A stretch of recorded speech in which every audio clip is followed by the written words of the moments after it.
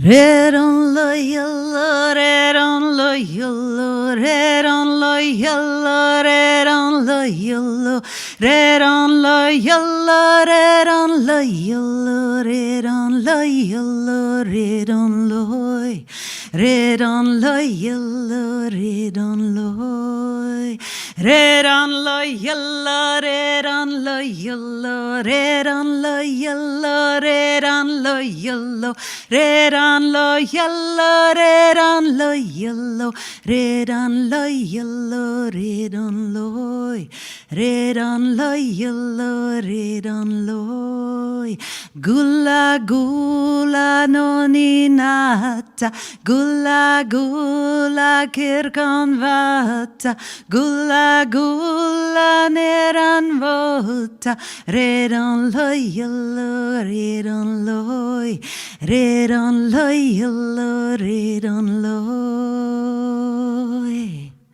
red on the yellow, red on the yellow, red on the yellow, red on the yellow, red on the yellow, red on the yellow, red on the yellow, red on the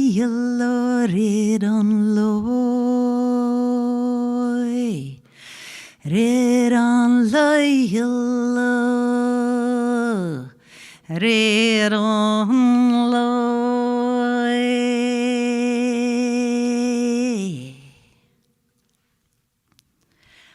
Gula Gula. Listen to the voices of our foremothers. They're reminding us if we harm the planet, we harm ourselves. This is a song by Mary Boyne. She's a singer, a Sami singer from Norway, who I met many years ago in Geneva, and she taught me this song. It's called the Sami Yoke, and it's also similar to the yodel that we have in the Alps. So in some form of way, it's a bridge, a cultural bridge between this music, between these countries, and a connection to nature. Thank you.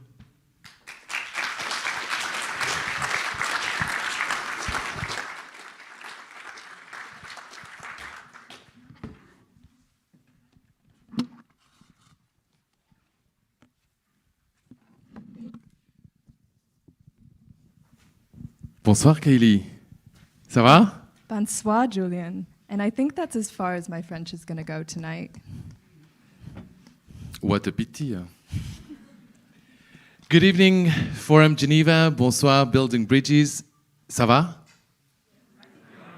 Come on, we don't hear you.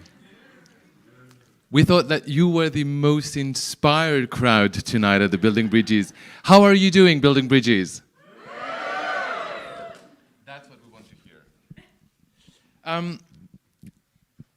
We are here at the outset of a very exciting evening, and on behalf of every single people that has enabled this evening to be hosted here tonight, a warm welcome to you all to the second edition of Factory 17, quite a unique event that brings together the top Accelerate 2030 entrepreneurs from Africa, from South America, from Asia, from Eastern Europe, alongside Geneva, visionaries, financial leaders, disruptors, and change makers who have actually responded to their own call to adventure.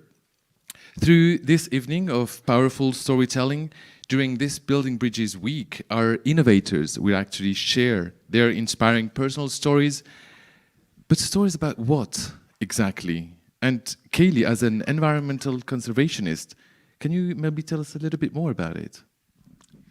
Julian, I feel like that's a big responsibility. And I think we're all here for the environment, so we all have our hand in this process.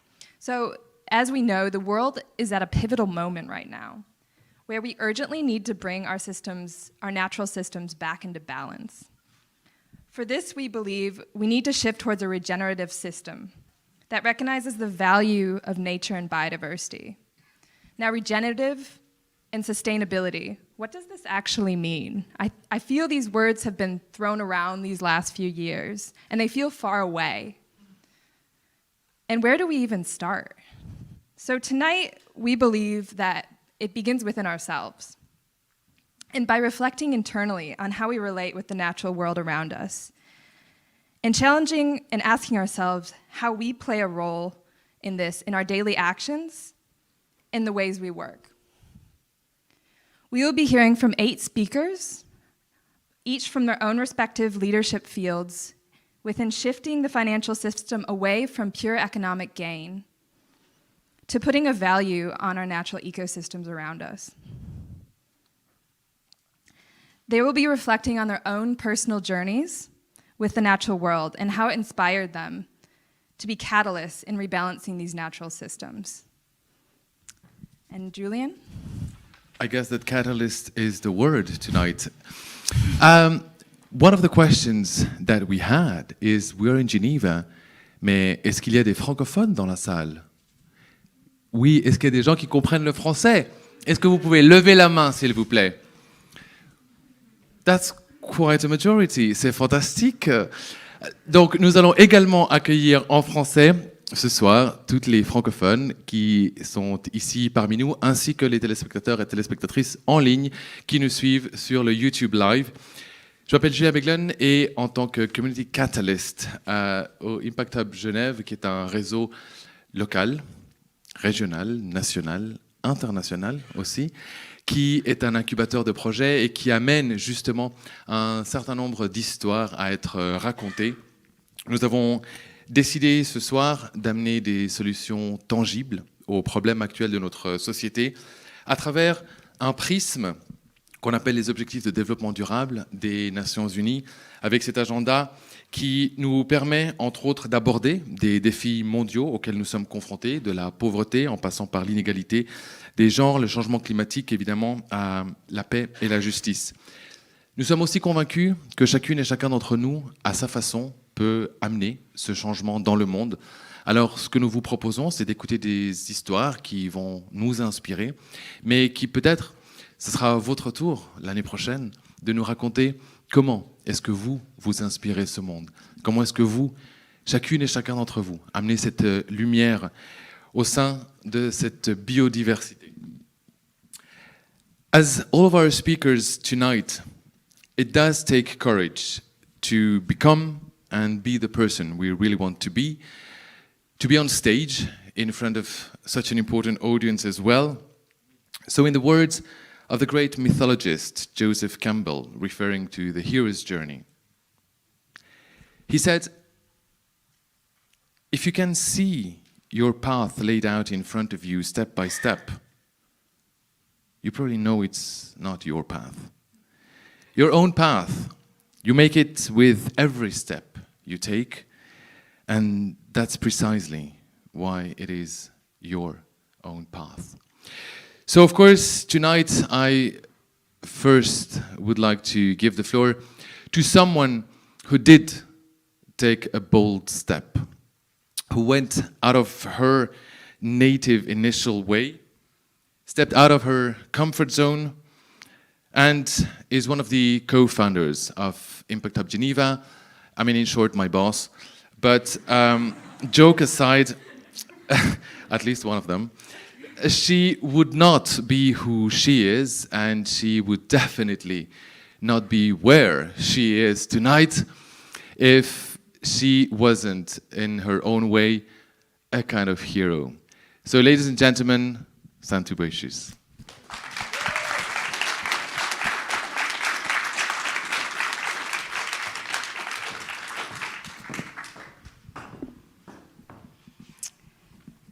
So this is not the traditional event that will talk about the urgency of action. This event is about the urgency of connection. The connection to ourselves, to our gut, that feeling that knows what to do. The connection to our friends and our family and our loved ones, to humankind, and to Mother Earth. To give you a little bit of background, we here during the Building Bridges Week. This is when Geneva is coming together to explore, to be here. We are committed to see how we can move finance to the sustainable development goals, how to bridge this gap, this multi-trillion or trillion gap that is so needed to get us where we want to be in 2030.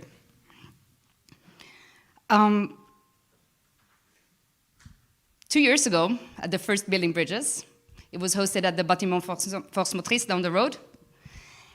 We, right after, we hosted the first Factory 17. And we wanted to try something different. We wanted to explore this, what Julik was so rightly talking about, this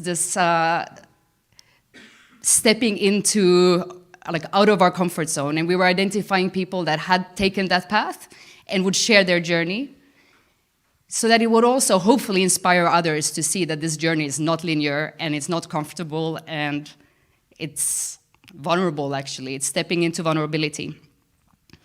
And this time along, we want to do the same, but we wanted to explore one step deeper. And we wanted to explore what is our connection to nature. And what does it mean?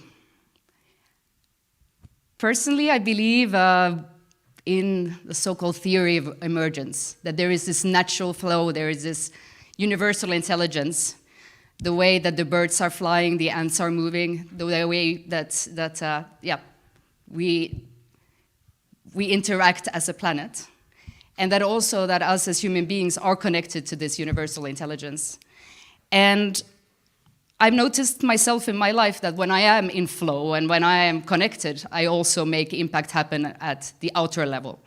I take action that is actually meaningful. And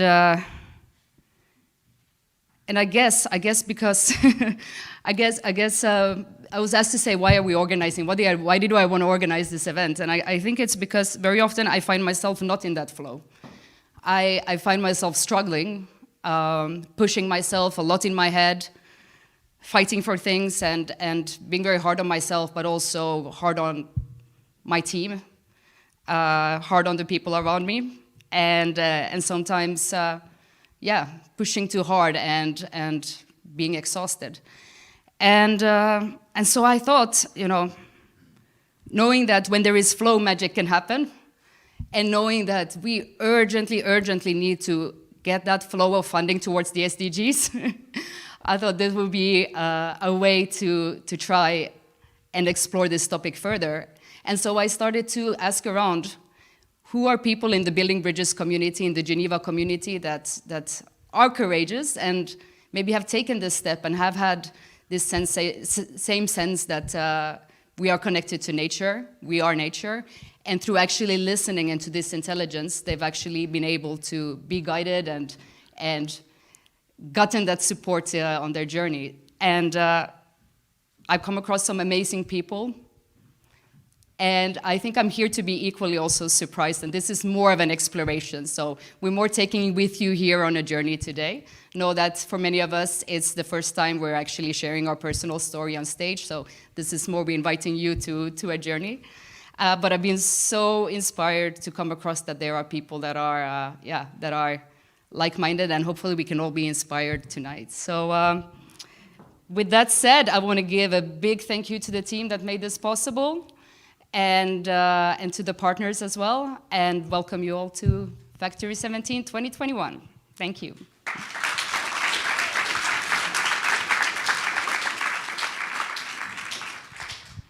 And I have the honor to invite our first speaker for tonight, and that's our beloved Andre Hoffman, a friend and collaborator.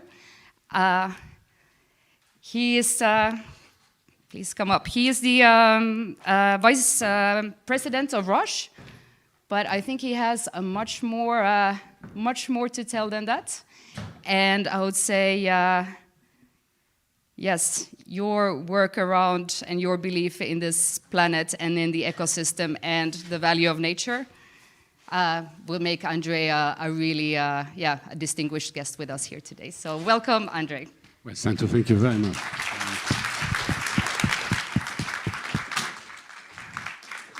So I'm gonna start by telling you how incredibly intimidating this is, being standing in front of you and to.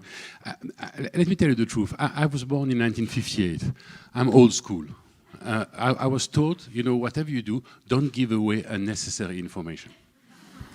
And now suddenly Santo is asking me to take my clothes off in public. And that's going to be a challenge, and I'm going to try to do that, because I do believe, Santo, that you're absolutely right. We can only move forward on that particular journey we are choosing if we are trying to be as transparent as possible. So let me tell you a little bit about my childhood. I grew up in the Camargue, in the delta of the Rhône River. Pour nos amis francophones, la Camargue, c'est-à-dire l'endroit où le Rhône touche la Méditerranée, l'endroit où un berceau de la civilisation, la Méditerranée. And there I grew up in the middle of a household that was very much influenced by science. My father was a zoologist, an ornithologist, fascinated by birds. He spends most of his days dans les marais pour essayer de protéger les zones humides méditerranéennes. And in particular, he studied migratory birds, flamingos, iconic birds. You know, how can we save the planet? How can we protect the environment by using birds? Because birds are nice. People like birds. They're pretty, and so there was a lot of conversation about this at home. But in the family basket, in the family inheritance, there was also this other thing, Roche. Roche products, Hoffmann La Roche, created by my great-grandfather, now the largest pure pharmaceutical company in the planet, and employing 100,000 people across the planet. So this sort of split inheritance, one side this love of nature and this love of science, coupled to the responsibility coming out of ownership of a business of the size of Roche, has, I think, impressed my life. And this is very much what I wanted to talk about tonight. We need to talk about the future. And talking about the future is not just talking about sustainability, but it is also talking about sustainability. It is very difficult today to talk about sustainability without talking about balance, without an equilibrium, something that is that will give us the durability we need. La société durable, le futur sera durable où il n'y aura pas de futur. Et ça me paraît un point extraordinairement important. Si nous voulons continuer à faire des choses pour l'humanité, we have to talk about sustainability. So how do you, when I used to say that to the people in business, because after having done my MBA at INSEAD and after having studied business, I did not study science, I studied business. And yes, I know, business is not a science, but anyway, I studied that. And when I came to the different business places where I used to hang out, and I used to say, well, you know, guys, what do we do about nature? Nature is important.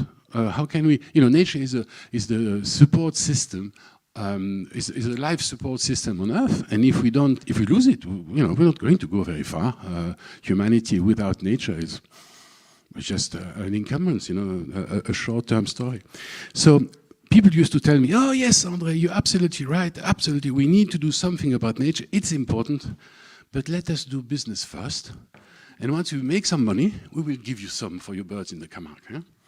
What's important is making money. Making money, the short-term profit maximization. Every decision we take in business has to be around how can we make the biggest margin, the biggest amount of money. Because after all, that's success, isn't it? Professionalism is making money. I find that incredibly small as a platform to define success. For me, success is happiness. Success is being in cohabitation with other people, is sharing people, is being able to look together towards the sustainability I tried to describe before. So I did have a little bit of a mission which came onto me to try to explain to my friends in business, because there are some brilliant people in business, tell people in business, you know, it's a good idea to think about the future. And telling my friends in research, telling mes amis scientifiques avec qui je parle régulièrement, leur dire, tu sais, les gens qui sont dans le business, c'est pas des méchants, c'est des bons. They're also nice. They just don't understand the world as we understand it, and vice versa. You in research, and in particular in nature conservation, you have to understand that if you do not have a recurring cash flow, you are not sustainable. So we need to combine the two. And that's why I'm so excited that there is in Geneva now this Building Bridges conference. Because there suddenly, we talk to the finance community and we say to the finance community, help us to save the world. And the finance community is saying, well, of course we want a future. Of course we want to go on being able to manage funds for the rest of the planet. Today I heard this amazing statistic that apparently 1/3 of all impact investments on the planet goes via Geneva. Okay, it means we have to define impact investment, of course. But anyway, I thought the statistic was very interesting. And for me, this collaboration between what business is and what conservation is a particularly important dimension. So I am now at the age of 63. Already admitting that in public is takes quite a lot of, and I can see around me that there is slowly but rapidly now, I mean, it started slowly, but it's increasing, une réalisation que le monde va changer. Si nous ne faisons pas quelque chose, si nous ne continuons pas systématiquement à détruire la planète sur laquelle nous sommes, we are not going to have a very long future on the planet. Now, an economist friend of mine says, we use nature because it's for free, you know, clean air, fresh water, forest, doesn't cost much. And we lose it because it's irreplaceable. Once we've lost it, it's finished. Over the past 60 years, we have lost 67% of vertebrate species on the planet. Now, that's WWF's Living Planet report. 67% of vertebrate species have disappeared. These are species which are never going to come back. You know, extinction is forever. The climate is the one we talk about most today. But the climate, and we were just discussing that among our neighbors, the climate is something we can manage. In 50, 60, 70 years, we will probably find again a range of CO2 emission which we can live with as humanity. But this 67% of species, they're gone. I'm just letting that sink a little bit because I think that's something that we need to keep to mind. So let's stop it. Let's stop the rot. Let's make sure that from now on we can continue to construct something where we are going to be able to create the prosperity, the sustainable prosperity we need going forward. Business is very good at executing plans. Business is very good at creating entrepreneurship. And again, les exemples qu'on a vus au Impact Hub les ont montrés aujourd'hui. We looked at 5 plans in this afternoon, which I thought were absolutely outstanding. So we need innovation. We need innovation. Entrepreneurship is innovation. Business is the part of the solution. The only thing we have to do is to change the way we account success. As long as success is only the short-term profit maximization, we are literally grabbing our own, digging our own grave. Yes, that's what I meant. Not grabbing our own dig, sorry. And so we need to make sure that we reform that system. So in Glasgow, 3 weeks ago, we announced the creation of the ISSB, the International Sustainability Standard Board, and there is now a real push across the whole industry to try to measure what sustainability could look like so that we can compare it from company to company. And that, I think, is something that is going to be important for our companies to be able to manage their impact and not just their investments. What we really do need, in simple terms, is a decision tool. How do we decide how much money we allocate? How do we decide how we allocate assets? How do we decide how we manage the risk? You know, this is something that we have to look at in details, and we need a measure to be able to do that. If we only look at the discounted cash flows and the residual values, we're not going to get there. So business is a force for good, and it's part of the solution. And I know I can tell that with absolute consequence because I happen to be on both sides of the equation. In the past 60 years, the population of the planet has gone from 3 billion, just about 2.7, to nearly 8. We are going to be 10 billion before I die, I hope. And so, or maybe I shouldn't hope. And that is something that we have to deal with. We are going to have to produce much more with less, because there is going to be less per person. And that's something that deserves thinking. And I'm just bringing it together with the argument I did before, which is, you know, there is no future if there is no sustainability. The future will be very short if we do not bring in an element of replicability and sustainability. And if we don't do it, if we don't do it fast, because we're talking about 2030 as an agenda for the SDGs, that's great. That's in 8 years' time. In the meantime, a lot of the dimensions we're measuring now will have changed again. So we need to be able to adapt all the time. And that's one of the reasons why I'm so glad that Glasgow has now said that the NDC commitment have to be actualized every year and not every 5 years, as was the case in the past. Anyway, I was told that somebody in the audience would tell me when I only have 2 minutes left. Nobody has, so I'm continuing. I hope not. I hope not.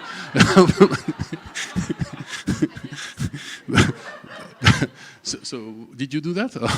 But it's okay.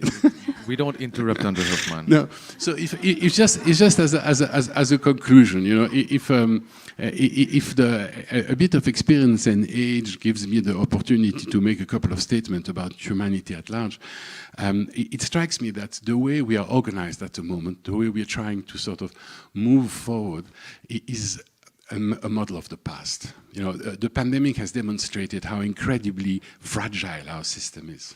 Here we are, the humanity, the Anthropocene, we dominate everything. A little virus comes and suddenly, everything stops. Surely we can invent a system that's a little bit more robust than this.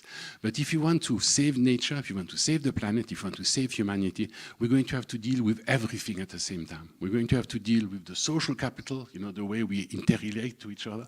We're going to have to deal with the human capital, individual talent, and we're going to have to deal with nature at the same time.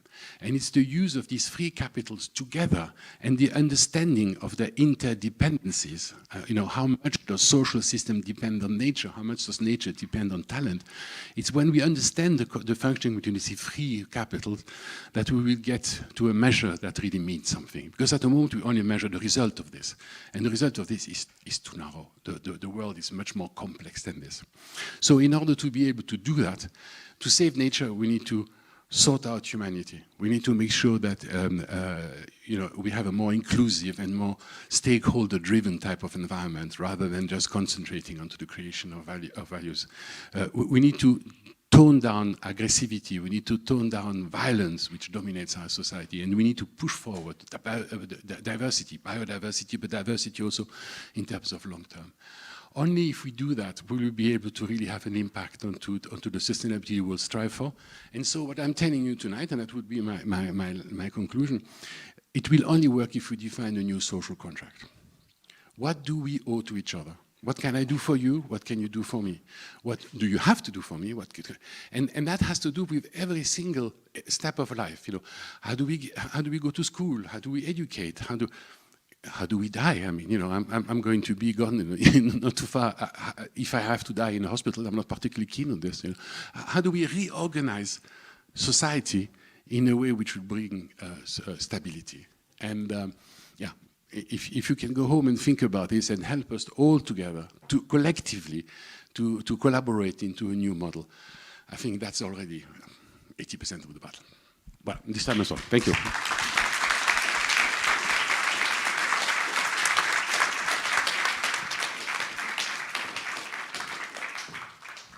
Thank you so much, Andre. What a perfect story to set the stage for what regenerative finance actually is. Finance that does not harm the planet, but makes it stronger and healthier, along with our social systems too. Andre, you also underscored the importance of unlearning the way we do business, reevaluating how humankind defines success, and how we measure value and what we value. We must incorporate 3 different things. Hopefully I'm remembering them right. Is the social capital, the human or talent capital, and natural capital. So how can we rebuild this system? Up to this point, the planet has too often been left out. That's quite right. No, but it's true. We oftentimes kind of have this impression that we speak about another planet as if we were not the ones inhabiting this planet. And the idea of this triple bottom line that perfectly works in English with the people, planet and prosperity. Kind of like works in French as well. Planète, people, prospérité. But it is about time to bring back accountability on the table. But do you know which other word actually reminds me the letter P? Actually, if I tell you Costa Rica, yeah, and it starts with P, you say? Pura vida, papi! Correct, pura vida, the pure life, the simple life. Et l'entrepreneur que je m'apprête à inviter sur scène a amené ce soir l'esprit, la fougue de cette idée de pura vida dans nos vies. Bienvenida, Mariola. Por favor, acércate. Un aplauso para Mariola, por favor.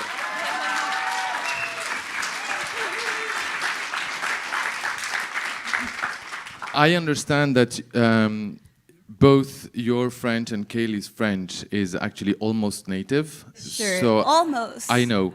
So I will just exceptionally and allow that for the public to continue in English. Okay, thank you. So Costa Rica accounts actually for only 0.03% of the Earth's surface, but it contains, however, nearly 6% of the world's biodiversity.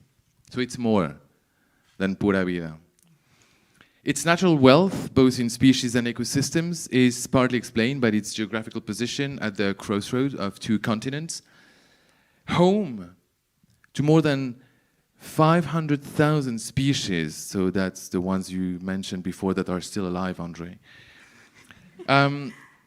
Mariola, P, yes, is definitely for pura vida, pero P me suena como a papaya, no? So how that biodiversity influenced you and your childhood to become today with Sun Spectra such a climate hero? Thank you for being here. Thank you for having me here. Yeah, so my name is Mariola, as Andre was telling you. And actually, to be honest, I don't know if I'm a little bit more excited or actually nervous to be here today. A couple of days ago, actually, I found out I was talking in here, so I'm doing my best. Just bear with me.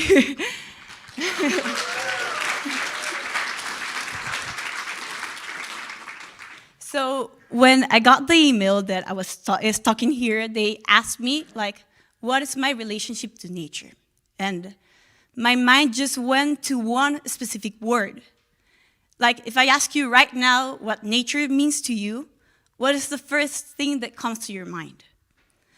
Well, for me, that word was farm. Growing up in Costa Rica, I went every weekend to my farm that is in the mountains of Costa Rica. And I have a lot of cousins that are roughly my same age, so all our parents just told us, like, go outside and play. I think they were just trying to get rid of us, but yes. So we were a lot of kids, so there had to be an adult present because kids equal chaos. So my father was the one who always accompanied us while we were outside playing. So he developed like several activities for us to do while we were playing. One of those activities was actually planting flowers. I think my dad was the first one who taught me what taking care of nature meant for him. I'm the youngest and the only girl in my family. I have two older brothers that both are engineers. So I think that people have always expected me to fill into those shoes. Like when we were in high school, where we were all in the same high school, so all my professors were like, oh, you're the sister of Esteban and Fernan, so you'll be an easy case. Ah, thank you. So this is actually my father and I and my cousins at our farm, yeah. So, yes, like I was telling you, like all my professors just expected me to achieve what my brothers had achieved before me. But I know that those comments weren't meant in a harsh way, but they always generated in me that anxiety feeling, like, will I be able to get those same grades? Will I be able to live to the expectations of my professors? Will I be good enough? And I think that thought has accompanied me ever since. I began college. I'm also an engineer. I'm a chemical engineer. And for the first 2 years of my my career, something was quite not fitting in. I felt deep inside that something wasn't quite working. And in that moment, I went back to the days I spent at my family farm. Why? Because when I was a kid growing up, I was a bit of a weird kid, and I collected bugs, a lot of bugs. I had different jars for every bug, and I made for them an ecosystem in those jars. I put flowers, a little bit of grass, water. I changed the plants every day. I had spiders, even I had a cockroach once. And I have a specific story that came to my mind, actually. It was about a ladybug. When I was young, I found a ladybug that had a broken wing. So I decided that I'll take care of it and I'll cure it. So I took the ladybug, I put it in a jar, and I began taking care of it, but the ladybug wasn't getting any better. And so in my mind, I thought, oh my God, yes, I will try just to put her wing back in. So I pushed the wing back in her shell, and as you may know, the ladybug died. And yeah, I did a whole memorial service for the ladybug. And this was the time that I related to when I was in college, because I felt like I was that little kid just cramming everything up and just hoping that everything will work out. But it wasn't working out. But then something clicked. And it clicked right when I got into the lab. In there, I felt secure. I felt at home. I felt like I was that little kid playing with bugs once again. Have you ever gone scuba diving or snorkeling? Hopefully in Costa Rica. Well, when I'm in the water, just floating around and enjoying myself, I see, you get to see, this whole new environment, and you get to see until one point, because of the visibility of the water, right? So there is, this dark and unknown place right ahead of us that we want, I get this uncontrollable feeling, I want to go in there. I want to know what is happening and what is in that part of the ocean. And I think this uncontrollable feeling was the one that drove me on my research and was the one that founded what I present to you as a Sunspectra today. So, Sunspectra allowed me to give back to nature a bit. Not just Costa Rica, because my home is not just Costa Rica, it's nature itself. So we took two different problems, agricultural waste and the ocean contamination, and we developed a product that is a papaya-based sunscreen that does not promote coral bleaching, while using our finances to support coral restoration programs around our coasts. So, the next time that you feel the ocean, I hope that you feel this desire to see the change as well. Thank you.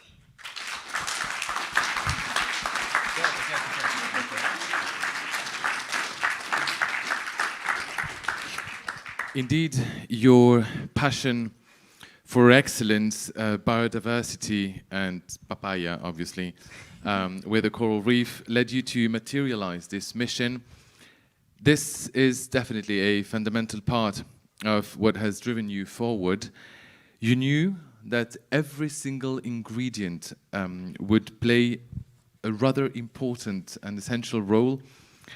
So definitely with this process, you are paying a tribute to sustainability as well as circular economy, which we very much value by reducing, namely the waste, and by giving also them useful life with 100% of natural derivatives from papaya, if I understood correctly. Not 100%, but it's almost like 50% of the product is papaya.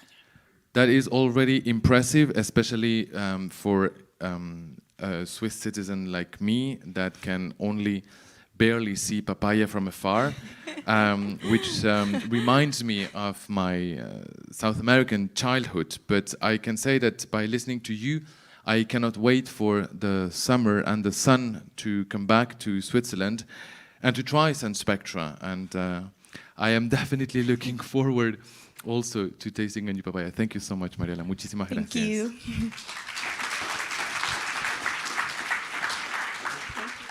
And I'm quite sure that our next speaker can also tell quite a lot about sustainability.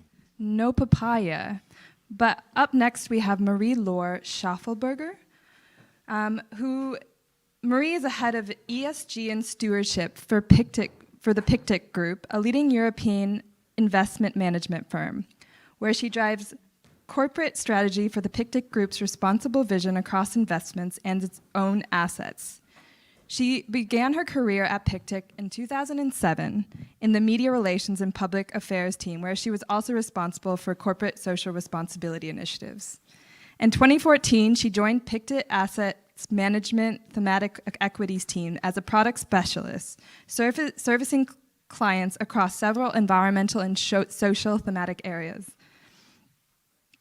Marie-Laure holds a master's degree in international relations from the Graduate Institute here in Geneva, and also earned a CFA charter holder. The floor is yours.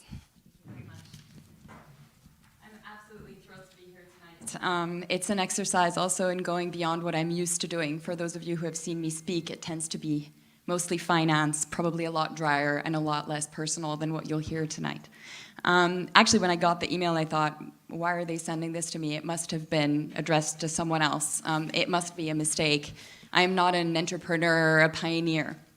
And then thinking about it, I realized I am affecting change, but I'm doing it within the system. And that's the way that I've chosen so far. The path that I have is this kind of intrapreneur role of changing the system from within. Because if we are to affect change, as André mentioned before, we have to do it across the board, and we have to rethink both within business and outside.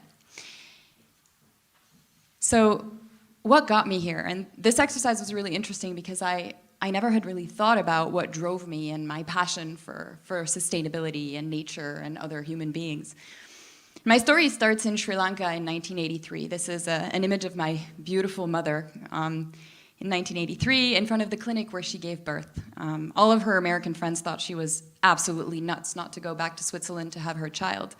But she always maintained that if millions of women could have children in the global south, then she could too. 3 weeks after I was born, Black July kicked off the civil war in Sri Lanka that would ravage the country for decades. We were evacuated by the Red Cross. Later, I realized that my Swiss passport was something with an extreme value that had allowed us to flee a situation that my Sri Lankan brothers and sisters could not. 2.5 years later, we were in Japan. My father's job had brought him there. I had already the luck in my life to sit in front of one of the most beautiful places in the world. This is a lake, crater lake outside of Nikko, just north of Tokyo. And with my parents and my brothers, we went around nature all the time. They loved to hike. We visited beautiful places around the world. And I was so lucky and privileged to be able to do this. In the late 80s, we moved to Indonesia. And it was the first time I realized that I was living in a house with a pool and it was beautiful, and that the little girl across the street was not living in the same conditions as me. This is when it starts to hit me that we have inequalities, and that these inequalities are glaring and that we need to do something about it. Except I'm a child and I can't. We moved to Taiwan then. We then moved as well to Thailand. That's where I finished school. This is an image of a slum called Klong Tue, where I spent about a week as a teenager at the end of my school in Bangkok, doing some community service. And in those moments, I realized that I wanted to work to reduce the gaps, that I wanted to address in the system this glaring inequality and this way of treating nature that was not the same, because we'd essentially outsourced our pollution from the West to other countries and inequality. And so I thought I'll go to the Graduate Institute in Geneva, like my parents had done, study international relations, and I will go work for an NGO, and I will go work for an international organization, and I will change the world. And this is me 14 years later working in banking. And so some of you are thinking, God, she lost her way. But I didn't, because I arrived in banking after university thinking, okay, press relations in a private bank, didn't even know who Pictet was when I did my interview with them. Didn't know who they were. I hadn't grown up here. I grew up in Southeast Asia. And when I'll do 2 years, and then I'll go do some real work to save the planet. And then I realized the sheer amount of capital and the sheer amount of resources that were sitting stranded on accounts all over the world, not being used to create the future we want. And I thought, if everybody that wants to change the system leaves finance, we're in trouble. So I stayed, and I stayed because I can affect that change where I am. And if we are to do the transition that we need to do, and we are to accelerate it, if we want to have a net zero, nature positive, just economy, we need to invest massively, and we need to communicate about it massively. So maybe 3 things to take away from this journey as I was thinking about what I'd leave you with. The first thing is use your voice. Your voice is powerful, and if you stay quiet, you don't actually affect change. In 2011, I actually was working still in communications. I actually helped leverage the internal resources we had to get cluster bombs and landmines removed from our investment portfolios. I was no one. I was a small officer working within our communications department. It shows you that when you use your voice, when you connect people, when you increase knowledge, you can actually affect change anywhere that you are. The second thing is take risk. Because without risk, we don't innovate. Without innovation, we won't change the situation within which we are. So if you have something, go and fight for it. So the role that I have today, I actually sent a memo to the partners saying, we need a role to drive sustainability and to align behind a common ambition across the group. And I was ready to leave if they didn't create this role with the conditions that I thought we needed to get it, to make it really work. Thankfully, they created it. Thankfully, I have a job that I love in a company that values what I'm doing. And the third part is connect relentlessly with people. We heard Santi say it earlier. Connect relentlessly, because it's only through that connection with each other that we're going to actually connect with nature, that we're going to be able to change what we need to change at the speed we need to change it. So my call to you today, tonight, is to do that, right? To find your voice, to take risks, to connect with your people, even people, and mostly with people that don't necessarily think like you, because this is how we're going to affect change. Thank you very much.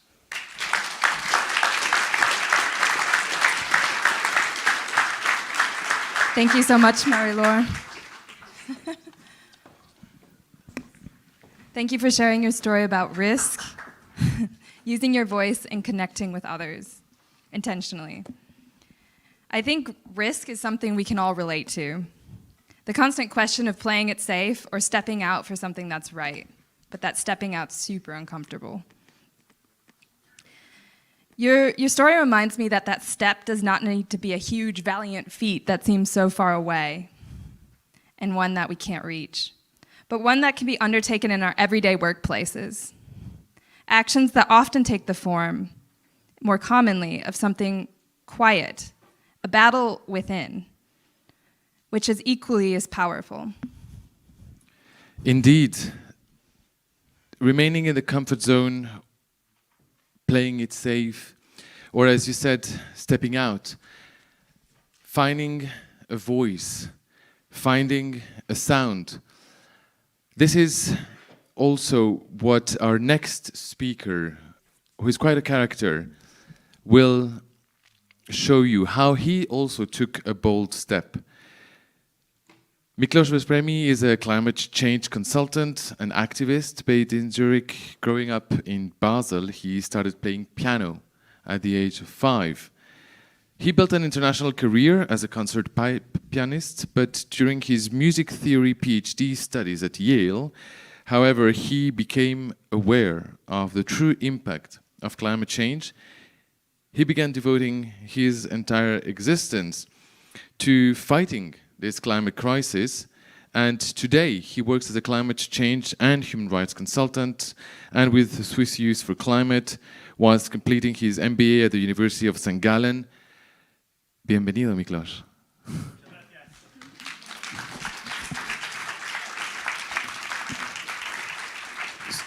And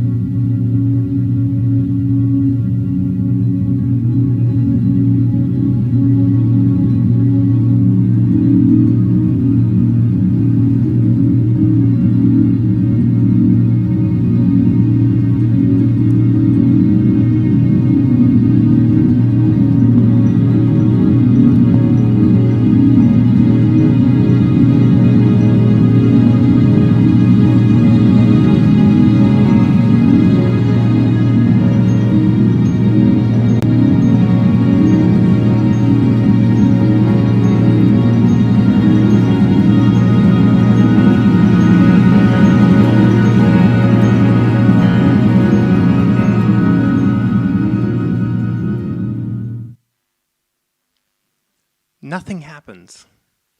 This is music without a subject.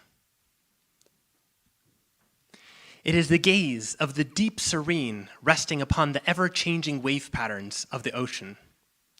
There is no emotion, just the swelling of a tide that will again subside somewhere else in this infinite expanse of water.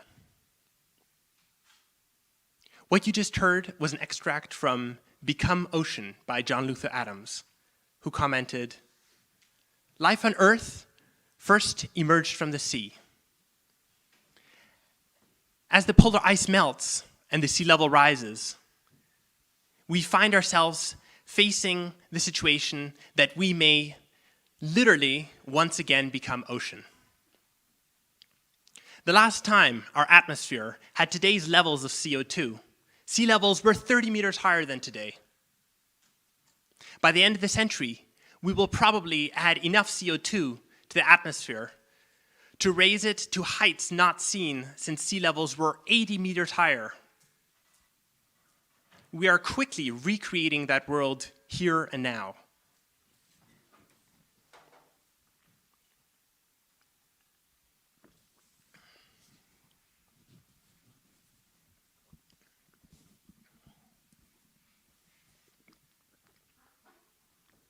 Every Swiss person, as a result of his or her average CO2 emissions, contributes just enough to global warming to melt about 120 milliliters of water per minute. That is water melting from distant polar ice caps and from glaciers not far from here. In other words, since I began this speech about 2 minutes ago, I'm responsible for melting this much ice. We, 200 people in this room tonight, will ultimately be responsible for melting about 5,000 liters of ice just by us spending time here. That's approximately the volume of a small car. Think about that when you drive home tonight. But we can change that.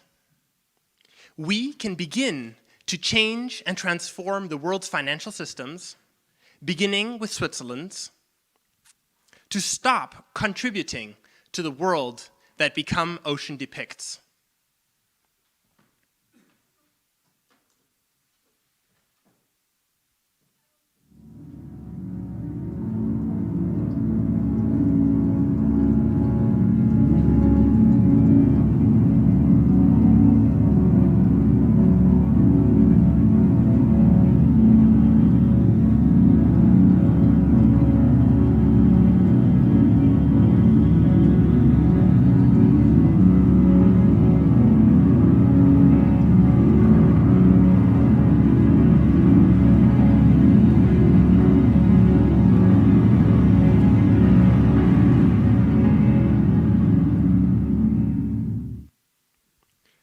Scientists estimate that we have precipitated so many extinctions that it will take the planet 25 million years to recover pre-Anthropocene levels of biodiversity.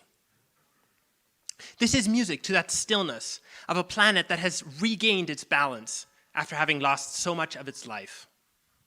Become Ocean is about a mostly physical world in which lunar tides and planetary storms are what create variety, not the tumblings of the creatures that once inhabited those places. It is this solitude of a world in which emotional beings with all their fears and worries no longer exist. Listening to this music, this vision of untouched nature, of no longer touched nature, is profoundly beautiful, until we realize we will not be there to witness it. It is this intensity of feeling that inspired me to leave behind a career in music and devote my life to fighting climate change. Today, I am a climate change consultant and activist at Swiss Youth for Climate. As the composer of Become Ocean put it, music is an invitation to the listener to become more fully present. If we can imagine a culture and society in which we each feel more fully responsible for our own place in the world, then we may be able to bring that culture and society into being. I hope this music has done this for you tonight. It is in your hands now.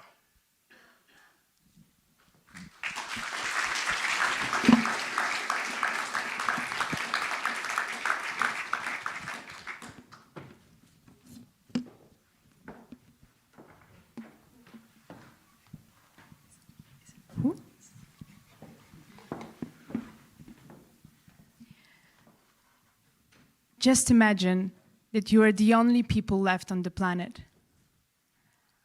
How would it make you feel? What would you do? Now, look around you. You can look around you. How the interaction with people change? Would you expect more from them? Or would you be more grateful to have them? How would you interact with nature? Would you go and explore? Or would you be scared and hide? I remember being in a place where preparation for war were our daily bread. Sometimes it felt like it's the only reality. Sometimes it felt it's the only future. And having in mind people who I care about, who suffer, it made me feel overwhelmed, frustrated, angry. I felt hopeless. I didn't know, what is my role? What can I do? I would go to nature, to forests, and spend hours and hours observing birds, listening to them, talking to trees, complaining a lot. As I felt alone and not understood, the nature just took me as I am. I felt the connection. I felt the hope that nature was giving me. I felt that I have someone to talk to. Being among nature gave me also an understanding of how humility is important for us to be for others. It also made me understand what is my role in society. And my role in society is to serve, to be servant towards you, because without you, I'm nothing. And as we are together, to be servant to nature, because without nature, we are nothing. And I would like to share with you a poem, and with this poem, I would like to share with you a moment to connect with yourself, to connect with people who you have around you, to understand what they mean to you. Give yourself this moment of interaction and some moment of peace, the peace I got when I was in forest.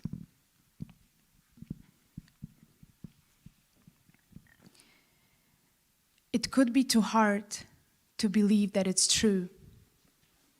It could be too brave to believe in perfume. Perfume of your smile, perfume of your voice. It could be too brave to believe in own choice.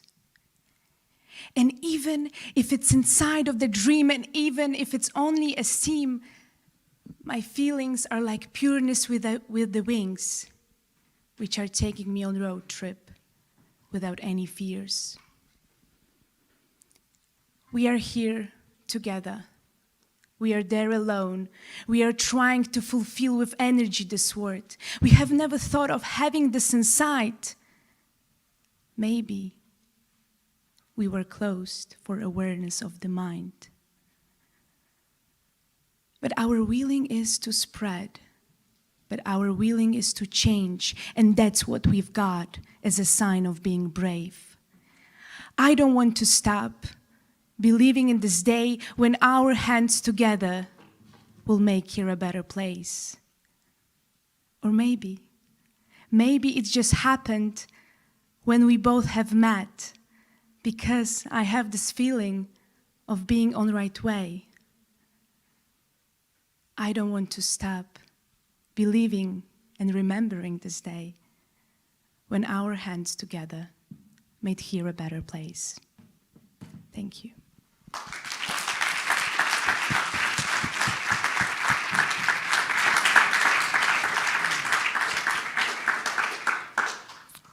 She does not believe in boundaries, and she doesn't believe that they are needed. She thinks that we are all humans, aren't we? And as such, we are indeed part of nature. We are all making mistakes, and we're all looking for something. We're all breathing. Although our true nature is to be together, to create together, and to share together. She believes that what we mean for ourselves, we mean for the world. Ladies and gentlemen, Kamila Czok. Dziękuję bardzo. And thank you as well, Miklos, for that beautiful and poetic presentation. As we were listening to the music, the poetry, we thought about this quote, again from Campbell, saying, a hero is someone that has dedicated his life for something bigger than herself or himself. And if I'm not mistaken, that's exactly what the two examples gave us tonight. So thank you so much. And next we'll have a speaker who also dedicated her life to something beyond herself. With a scientific and public policy background, Nicole Schwab started her career working on health policy in the Andes for the government of Bolivia and the World Bank. Before returning to Europe to become founding director of the Forum of Young Global Leaders, which she currently chairs. In 2009, Nicole co-founded EDGE Certified Foundation, a business certification standard for gender equality in the workplace, which today works with over 250 multinational companies across 40 countries. She then served as a consultant and strategic advisor to nonprofit organizations at the intersection of environment and gender, including National Geographic's Society Campaign for Nature. She also writes. Her writing includes an award-winning novel, The Heart of the Labyrinth. Welcome, Nicole. Thank you very much. Thank you. I'm delighted to be here today. I almost didn't make it. I'm injured. And I'm counting on the regenerative capacity of my body, which luckily is going quite well. And I thought, isn't this an apt metaphor for talking about the planet and where we are today? I spent my life also, my childhood, growing up in nature, and a lot of time in the mountains, in the glaciers. Thank you, just in case. Thank you very much. And this, of course, is not the Swiss Alps, it's Greenland, where I had the great privilege to go a couple years ago. But I chose this picture because it translates really well this sense of awe I have always felt in front of the natural world. A sense of these immense forces, geological forces that have shaped us, this intricate web of life, and at the same time, this great sense of fragility, as we were just reminded, to lose the balance that we have enjoyed for thousands of years. And so as I grew up, I had a very intimate relationship with life and learning the language of the trees, the language of the rivers, the language of the glaciers, and feeling a very deep sense of interdependence with all of life, something that was a very felt sensation. But as I grew up, I became a scientist, I studied public policy, economics, and I learned a different language. And I realized that these two languages, which one could say the language of the heart and the language of the mind, were completely disconnected. Today, the world is at a crossroads. We know that we can no longer treat nature as this bounty, this abundance that we will continue to enjoy forever. And in an economic sense, we have now even quantified what that means. If we were to quantify the ecosystem services that nature provides to us, they come to about 1.5 times global GDP. And this appears nowhere on our balance sheets. It's taken completely for granted as if it was to continue forever. But of course, we know that's not true. For those who have read the Dasgupta review that came out this year on the economics of biodiversity, you will have seen that in a short period of 1992 to 2014, while we doubled built capital, our infrastructure, our roads, while we increased human capital by 13%, both of those per capita, in that same time period, natural capital dropped by 40%, again per capita. And it doesn't take an economist to understand that this doesn't make any sense. So I think it's time that we leave behind some of these obsolete systems on which we have built our economies, our companies, our societies, and that we start to transition to a regenerative economy that will be sustained by regenerative financial systems. And this is totally possible. We now have examples, we have pathways, but what it needs first and foremost is a change of mindset. I work a lot with trees. We're running the Trillion Trees project, and I was connected to an organization called Tree Sisters. And they've been developing an ethical tree planting code, talking to dozens of different indigenous peoples. And when they ask them, well, how do you decide where you're going to restore, like how you manage your land, they will say, ask the land. The land will tell you what it wants. And today is really a time where we have to start to bring together these different perspectives. On one hand, we can embed natural capital accounting into the way we think of our business, into the way we measure risks. And we know that $44 trillion of GDP, about half of global GDP, is at risk because of nature loss. So both in the language of economics and in this other language, which is a more intuitive language of relationship with the earth and with all the other beings that inhabit this planet, we know there is another way, and we can start to bring these different languages that are so different, we can start to bring them together. This will take what we call a nature positive economy. And we talk a lot about net zero, but as André mentioned, of course, we have two different crises that we need to address: climate change and biodiversity loss.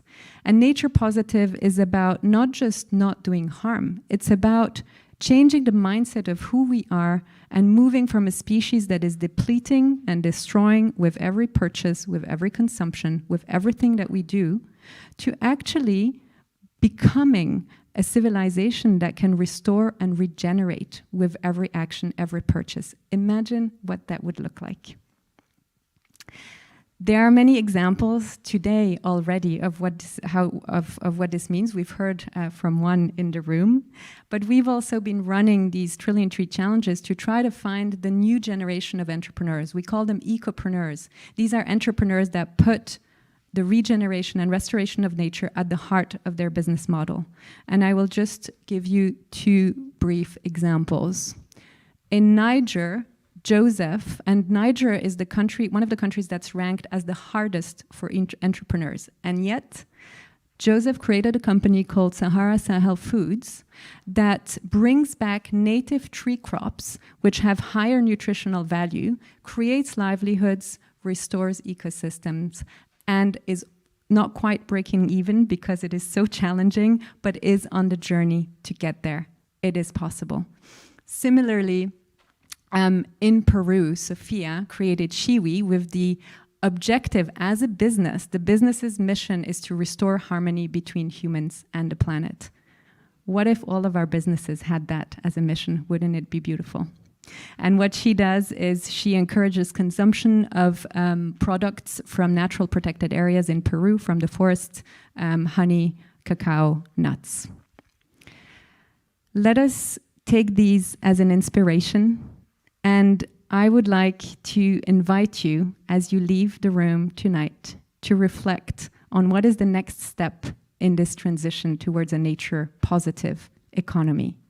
When you make your next decision, and it could be a daily purchase of food, or it could be a major investment decision, or it could be a decision affecting your business, how can you take the first step towards a business, an economy, a society, a civilization that is no longer depleting, but that is restorative and regenerative? Thank you. Thank you so much. Thank you so much, Nicole. I feel like you unpacked this regenerative finance concept in a more tangible way. And your story allows us to consider how we can take that next step in how we work and consume. I also loved how you brought it back to the heart and the language of the heart to match or align with the language of the mind, because how often are we just stuck in our minds? And then you used the line, I think you said from an indigenous group, ask the land, it will tell you what it wants. Now my question was, are we willing to listen? And can we use our minds, our busy minds, to stop and build a new system for the heart and the land? Listening to the heart, listening to the land, and what about listening to the air?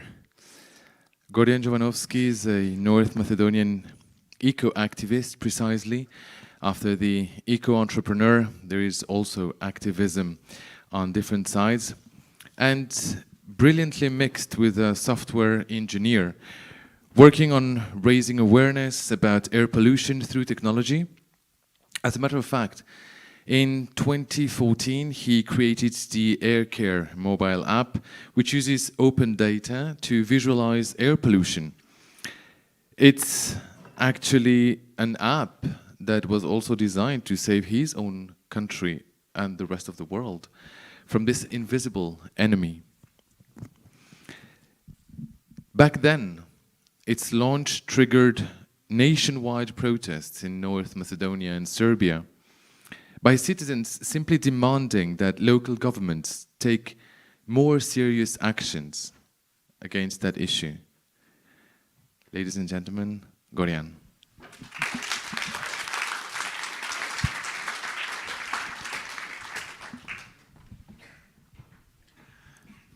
Hi everyone. My name is Gordian, and as it was already mentioned, I fight air pollution because I like to breathe this. We were up in the mountains this past weekend, and I filled my lungs with fresh, clean air because this is what I really like, and I want the world to be able to kind of breathe this as well. But that's not the case everywhere, as probably you can see this coming. But to take a step back, and we all have to show pictures of when we were young, so this is me, that little dude. When I was very young and Christmas time was coming, it was time to put the Christmas tree up, to put all the little pretty lights. What my parents did was they would buy me a present, of course for Christmas, but it would be one present. It's not 2, 3, 10. And with the rest of the money that they had for presents, what they would do was they would buy more toys, take some of the old ones that I don't use, wrap them up, and we would take all of these toys to an orphanage. And in this orphanage, my parents would hold a raffle for all the kids that were not getting presents for Christmas. And as every child would go and get a number for their present, it would be my job to take this present and bring it over and give it to the child. What my parents were teaching me was, you're supposed to give back. Don't expect, don't take, no matter if it's Christmas. Find ways of giving back. And in a way, they informed me about a certain situation, which would later trigger me to act. A couple of years later, stuff was happening back home, which was not pretty, and my parents decided, let's check out the US. Let's see what's going on there. My uncle was living there. It's a nice country. So we fly over there. I'm still yay high, 2nd grade, and I know zilch English. 0. Cat, dog, hello. That is my vocabulary in English, and I get sent to public school. Good luck, figure it out. So I walk in the first day, super confused, not sure what's going on. And of course, all the kids run up to you and they start asking you questions, and you're the new kid. I freak out. I really have no clue what's going on. I don't know the language. It's scary. And as I'm told, I started to cry. I told the teacher with whatever little English I had, I go home. She takes me by the hand. She brings me to the principal's office. They call my mom. They give me my mom. Talk. My mom asks, what's the problem? I don't know. I can't understand. She says, okay, listen. You're going to practice one sentence today in one sentence only. I do not understand you. She's going to keep repeating that, so everything's going to be fine. So I go back very happy to the classroom, and everyone walks up to me. He's like, hi, my name is Gary. And I'm like, I don't understand you. I'm like, how old are you? I don't understand you. But after a year or two, I got hold of the language. I forgot Macedonian. I had to relearn that one. But what the U.S. school system taught me, something that we still struggle doing back home, was this connection with nature. They brainwashed me into loving nature. One of the good brainwashes that can happen. But we talked a lot about saving the planet, saving the trees, CO2 emissions. A lot of this when you're still yay high. And the beautiful thing about that was you grow up to be this person which still thinks about that. Still thinks about, can I save this planet? Can I do something good? Fast forward, we're back home, moved back, and it's winter. We just came back from outside. We were out with friends, and we romanticized the smell of winter. We have the smell of winter in Skopje, and it's beautiful. It smells like winter. It always reminds you, oh, winter's coming up. Yeah, that's the smell of winter. It's not very pretty and not a good smell to have, but we did not know. We did not know. Maybe my parents informed me to act, but act on what? The U.S. school system taught me about nature and informed me, but how am I still going to act? And suddenly I was sitting around home, and I saw this outside, and sure, didn't think too much of it. I was doing research for my university, and by complete accident, I figured out that the air quality in my home city of Skopje was polluted 20 times over EU limits. 4 times over Beijing. Of course, it was ridiculous. I reran my code again and again and again, just to double check and triple check. And no, my city was being suffocated, no one was talking about it. And all of this time, people were telling me, be informed so you can act. Be informed so you can act. And this light bulb came on. I'm informed. Am I going to act? I was a geek, software engineer, still am, love technology. So I decided, let's put this together, figure out a way of how we can make this work. And I did. I figured it out. It's simple. It's an app on your phone. It tells you how polluted it is outside, but in a very simple, intuitive, effective manner, so you know what you're breathing. I didn't expect the app to be very popular or famous, but it would help me, maybe help my family and my friends, so I put it on Facebook. Yeah, apparently people liked it. It took a year for people to not go from informed to informed and for people to activate. This is us in front of the government building, demanding greener and cleaner air. And it is beautiful because it showed how easy it was for something so simple like an app to get people to take action on a topic that was killing us year over year. Because in my home country, 3,500 lives are lost every year due to air pollution. 3,500 of my co-citizens, of my family, and of my friends. And I don't like that. I think when it comes down to being informed, it is super critical to figure out what you want to do and what kind of action you want to take. I fight for air pollution. I fight for cleaner air so we can breathe and fill our lungs with something nice. But you don't have to. All I need you guys to do, become informed on the topic that you care about and take action. Maybe you like trees. Maybe you like water. I hope you like water. If not, we have vodka. But maybe you like water. Maybe you like air. Maybe you like animals. Anything that you think you can help save, protect, enhance, do it. And please don't wait till tomorrow. Don't wait till the weekend. Don't wait till Monday. Do it now. Because time is ticking, and we don't have a lot of time. So, let's save this world together. It's the only one we have. Thank you.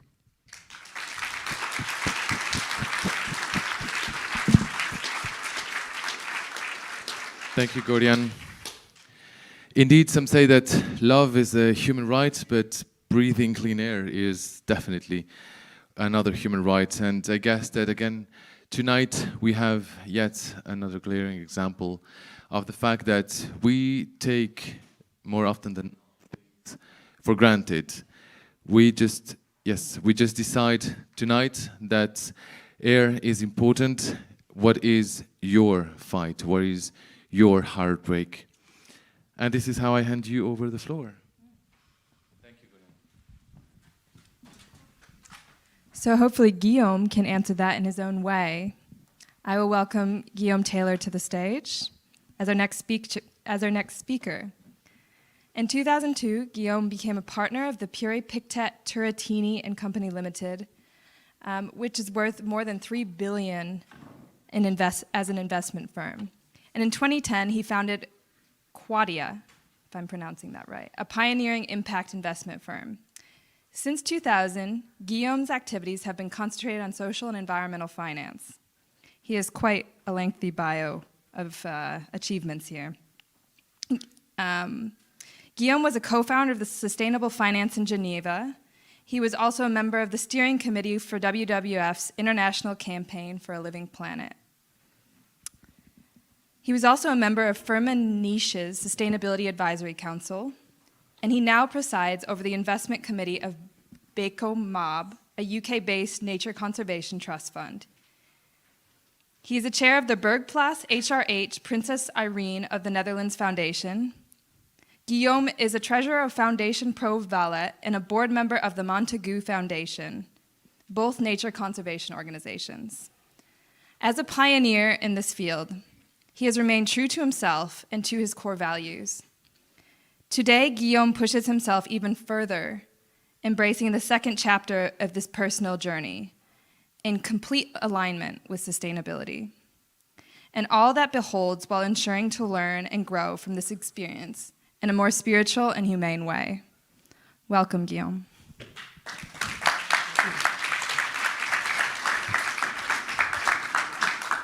So I've been asked to speak in French, donc je passe au français. Et s'il y a des personnes qui ne parlent pas l'anglais, je suis vraiment navré, mais je serais ravi de vous parler après. Donc je soutiens ce qu'a dit André, c'est magnifique, ce Building Bridge et tout cet argent qui se rue vers l'impact investing, vers l'ESG, vers l'investissement responsable. Ce qui m'a permis il y a 2 ans de prendre un peu de retrait. J'ai 56 ans bientôt, dans quelques jours. Mais il y a 2 ans, j'avais 54 ans, j'ai pu transmettre Quadia à une équipe vraiment compétente qui pouvait faire les choses d'une manière technique bien meilleure que moi. Et ça m'a permis de prendre du recul et de continuer mon chemin dans la durabilité, dans le développement durable. Je ne sais pas tellement quel terme utiliser aujourd'hui. Ma mentor, ces 2 dernières années, qui nous regarde de loin, m'a dit « Guillaume, mieux vaut être pour agir qu'agir pour être. Mieux vaut être pour agir qu'agir pour être. » Et cette phrase m'a vraiment, vraiment motivé à prendre ce recul et me concentrer sur moi-même. D'une manière peut-être égoïste, mais pour pouvoir revenir après et faire beaucoup plus. Donc l'être. L'être, c'est, je vais parler de 3 points importants. Première, mon énergie féminine. Donc j'ai été élevé par 2 femmes qui m'ont transmis beaucoup d'énergie féminine. L'énergie de l'harmonie, de l'amour, de la mutualisation, de l'empathie. Et après, je suis parti à l'âge de 10 ans aux États-Unis. La scolarité aux États-Unis m'a appris à être un homme dominant, performant. Mon fils, tu dois être numéro 1. Donc j'ai suppressé ces énergies féminines. En revenant en Suisse, des années plus tard, en l'an 2000, et c'était le début de mon parcours dans le développement durable, j'ai très vite compris qu'il fallait que je dévoile ces énergies féminines pour pouvoir perdurer dans ce milieu, pour avoir les bonnes énergies. C'était vraiment important pour moi. Et je l'ai fait. Ça a pris du temps. Mais je pense qu'aujourd'hui, j'ai réussi à trouver un équilibre entre ces énergies féminines et les énergies masculines. Le deuxième point de cet être, c'est la conscience individuelle. Pour moi, c'était essentiel de développer cette conscience individuelle pour aller vers l'instinct. L'instinct, c'est ce qui allait me permettre de vraiment mieux comprendre les enjeux sociétaux, les enjeux environnementaux. Je ne voulais pas qu'on me dise comment agir, qu'est-ce que je dois penser, parce qu'il fallait que j'apprenne. Je n'ai jamais été très bon à apprendre, je n'ai pas une grande mémoire. Donc si je voulais fonctionner, c'était par les tripes. Et ça, c'était essentiel pour moi. Et quand je pense à la mer, je pense la mer avec accent grave, RE, à l'animal sauvage, à la nature. Il fonctionne à l'instinct. Ce serait terrible de dire à une mère, voici un livre et vous allez apprendre comment être une mère.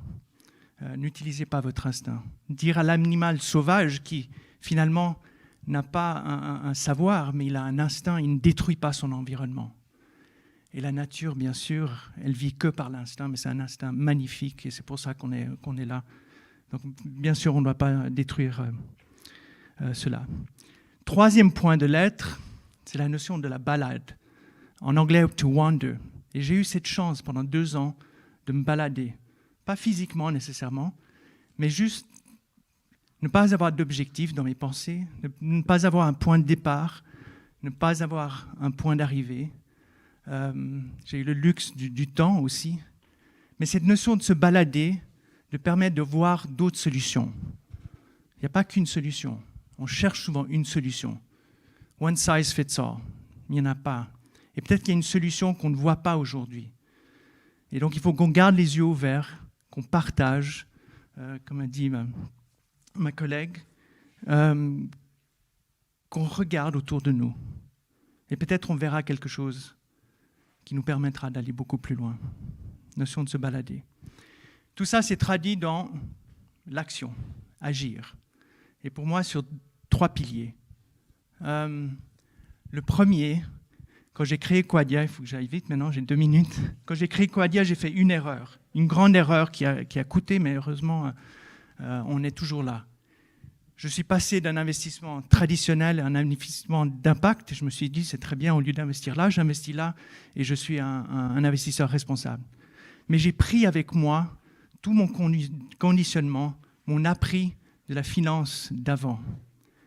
Et ça a été une leçon qui était vraiment lourde pour moi. J'aurais dû me découdre complètement et me reconstruire pour passer à cette nouvelle finance. Et ça, je l'ai fait maintenant, je continue à le faire, et c'est très important de le faire. La finance d'impact, la finance responsable n'est pas la même que la finance traditionnelle. Donc réinventez-vous. Deuxième point, c'est la mesure d'impact, qui est toujours très important dans notre milieu. Et c'est la capacité de regarder toute une chaîne de valeur. Et il ne faut pas changer seulement ce qui est en amont, en gardant un cadre de référence identique qu'aujourd'hui, parce que c'est le cadre de référence qui nous donne le confort, la performance, le succès, l'aspect temps. On doit aussi changer le système en amont. Si on ne change pas le système en amont, on ne va pas réussir en aval. Et le troisième point, je vais aller vite, c'est mon narratif dans la durabilité. Comment est-ce que je vois les solutions de la durabilité? Alors, ce sont les miennes, mais j'y crois. Alors, j'ai pensé à une phrase qui s'appelle « source economics ». C'est retourner à la source, à l'intention initiale d'un système. Je parle vite de la finance parce que je fais partie de ce milieu. La finance est supposée être était un moyen pour soutenir les entreprises, la substance, qui génèrent un produit ou un service pour le bien commun. On est malheureusement à l'envers aujourd'hui. La finance devient la substance et l'entreprise le moyen pour la finance de dégager un rendement. On peut avoir ces modèles du monde à l'envers, où la substance devient le moyen la substance, dans l'éducation, dans la gouvernance, dans la comptabilité, dans la taxation. Il y a des exemples partout. Donc dans mon esprit, on ne connaît pas la solution vers la durabilité, mais si on revient à l'intention initiale de quelque chose, je pense naturellement, on arrivera à cette durabilité. Voilà, j'ai abusé de mes 2 minutes, mais c'est mon histoire, elle m'appartient. Votre histoire vous appartiendra.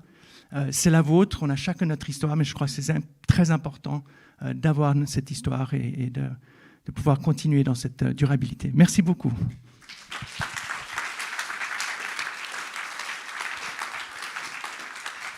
Thank you, Guillaume. Thank you for your story and also making me practice my French. Thank you for sharing a story that makes us reflect on our own journey with nature and how we are acting on these beliefs as individuals and heroes of our own stories. In order to make the greatest impact on our external worlds and as a collective, we need to first look inside. Your story reminded me of a quote by the great Persian poet, Rumi. Yesterday I was clever, so I wanted to change the world. Today I am wise, so I am changing myself. We should go beyond becoming environmentally conscious because this is the status quo and it's the in thing, and because we're here. We want to be intentional, thoughtful, about how we, as creative individuals, can contribute to a more regenerative planet in our own uniquely and powerful ways. Thank you so much. And last but by no means the least, ce qui me permet aussi de repasser en français, notre dernière, mais non pas la moindre, intervenante est aussi, elle, à sa façon, une héroïne du climat. Née en Zambie, avocate et politicienne suisse, membre du Parti des Verts des Suisses, élue au Conseil d'État pour le canton de Genève en mars de cette année. Elle est aujourd'hui désormais en charge du département de l'économie et de l'emploi. Et évidemment, la toute première question, c'est de se dire quel a été son rapport à la nature, à elle, comment est-ce que ce rapport a-t-il évolué au niveau personnel, et finalement, comment est-ce que cette histoire, depuis la Zambie, en arrivant à Genève, lui a permis justement, peut-être, de développer une nouvelle vision pour Genève. Mesdames et messieurs, Fabienne Tischer.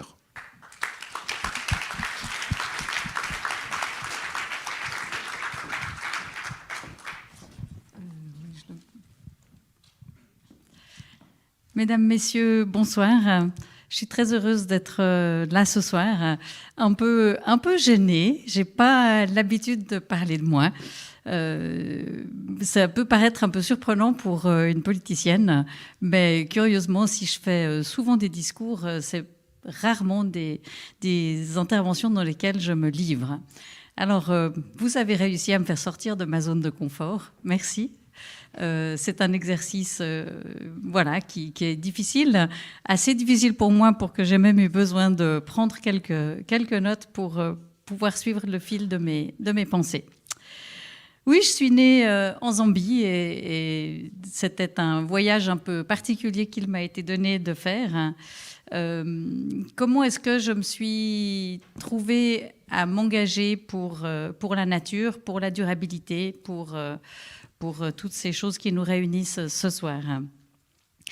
Je suis née dans une famille très engagée, et engagée dans les milieux œcuméniques, en Zambie, effectivement, en Afrique du Sud, dans toute l'Afrique australe pendant les années 60, puis dans l'église protestante genevoise. Je suis toujours très fière de dire que ma maman a été la première femme présidente de l'église protestante genevoise, ce qui était un défi à l'époque. Et dans cette famille engagée, j'ai reçu un certain nombre de valeurs. La première, peut-être que j'ai envie de citer, c'est celle de la responsabilité. On est au plein cœur de l'éthique protestante, mais oui, nous sommes responsables de ce que nous faisons, non seulement vis-à-vis de nous-mêmes, mais vis-à-vis des autres et vis-à-vis du monde. Et puis la deuxième valeur qui m'a marquée, c'est celle du service à la communauté. Nous sommes tous ici et nous avons une responsabilité vis-à-vis des communautés auxquelles nous appartenons, et nous devons accorder une partie de nous à se mettre au service de la communauté.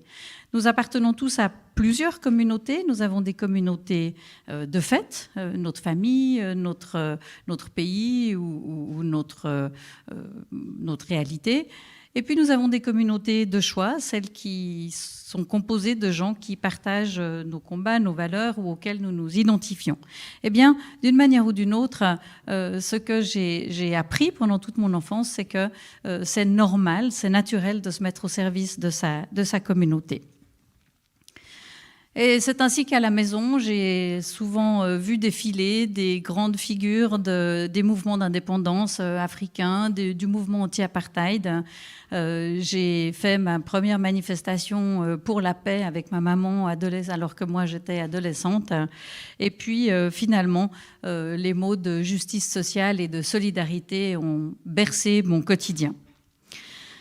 Eh bien, d'une enfance et d'une adolescence pareille, forcément, je me suis à mon tour engagée dans diverses causes associatives, essentiellement des engagements syndicaux, des engagements féministes, des engagements liés à la période de la vie que je traversais dans les associations d'étudiants, etc.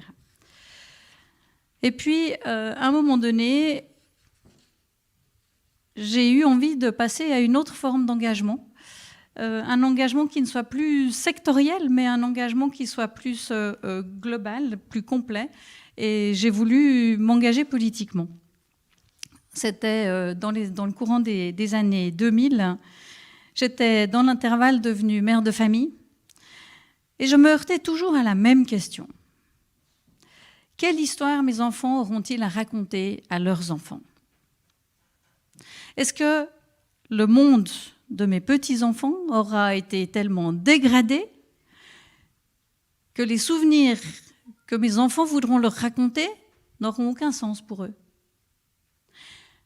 Et je me suis sentie responsable devant mes enfants, devant mes petits-enfants futurs, j'en ai pas encore. Hein. Je me suis sentie une responsabilité d'agir pour la planète, d'agir pour notre environnement, d'agir tout simplement pour la vie. Et voilà, je me suis mise au service de ma communauté. Et cette manière de me mettre au service de ma communauté m'a conduite à la fonction que j'exerce aujourd'hui. Et aujourd'hui, je suis ministre de l'économie et de l'emploi à Genève.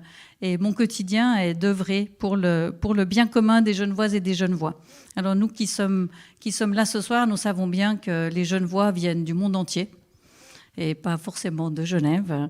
Et c'est pourquoi mon action ne peut être que locale et globale à la fois.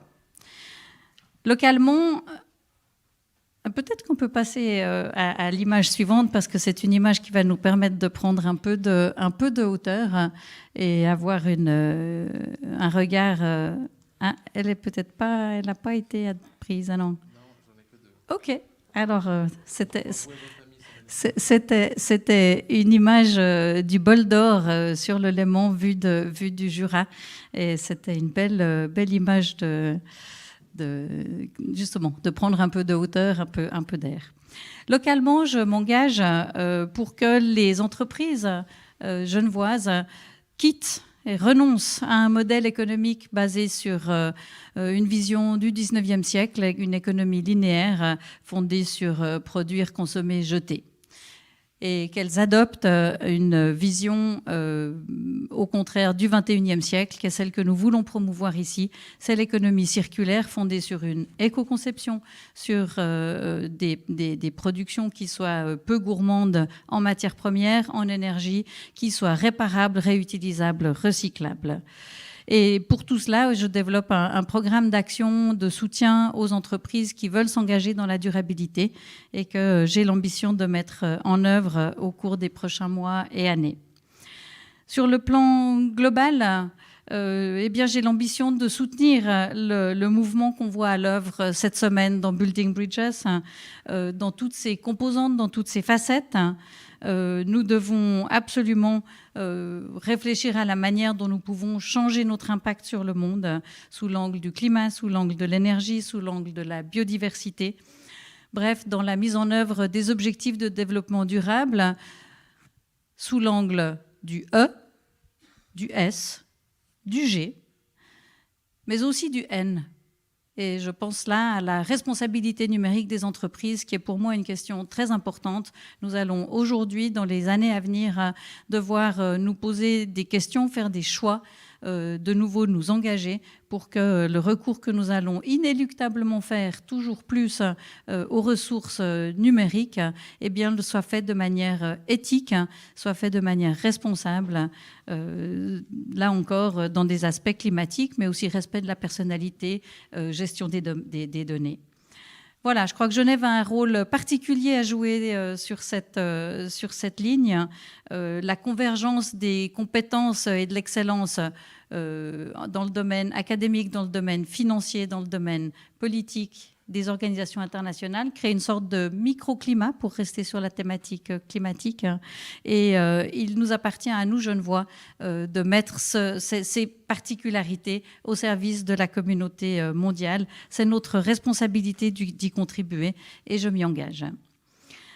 Voilà ce à quoi j'ai la chance et le privilège d'œuvrer tous les jours avec vous, partenaires locaux, internationaux.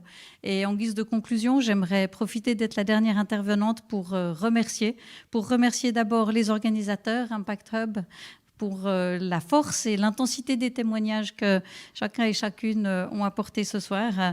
J'aimerais aussi relever le fait que Building Bridges, c'est cette aventure collective qui nous permet de nous retrouver ensemble, qui réunit beaucoup de gens. J'aimerais un special thanks pour les volontaires, pour les petites mains qu'on ne voit pas, mais qui ont beaucoup contribué pendant toute la semaine à en faire le succès.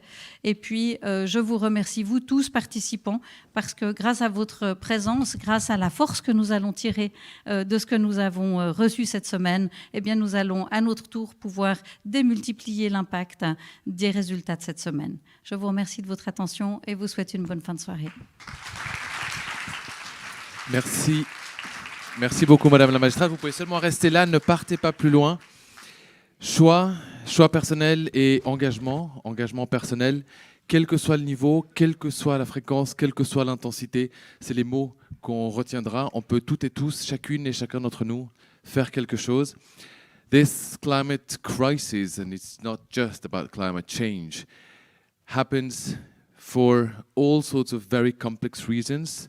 But as we saw tonight, thanks to all the interventions, the inspiring speakers, it actually has a huge responsibility on our heads, and it is now our choice to decide what world we want to live in tomorrow. And before I close, I just want to let everyone know that there will be drinks and a jazz band playing outside after this and networking. And I wanted to ask all Accelerate 2030 and speakers to stay on to take a group photo. And I wanted to end with a quote from Joseph Campbell and his hero's journey writing that inspired this event in the first place. Follow your bliss, and the universe will open doors where there were only walls before. Thank you. Thank you, Kaylee. Thank you. To each and every single person that made this evening possible. On va appeler tous les speakers sur scène, s'il vous plaît, pour prendre la photo. Et donc, l'apéro est en train d'être servi. Je ne parle pas qu'aux Genevoises et aux Genevois. Ne vous inquiétez pas. There are drinks for everyone. Thank you very much. A lovely evening to you all. Thank you.